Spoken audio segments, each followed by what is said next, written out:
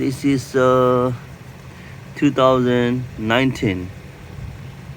All right, 2019. Right there. Okay, this is like oil. Change engine oil soon. Right there, you see it on the top. So you have to reset it. Okay, and this is Chevy here, and from here always. Okay, so let me press same time. You can see it.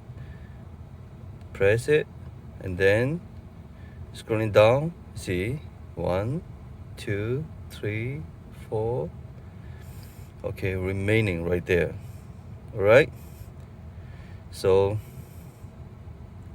and then after that, you have to press on the middle, in the middle.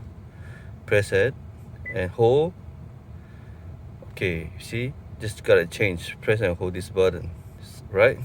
Oil reset is easy and done. Thank you so much for your watching.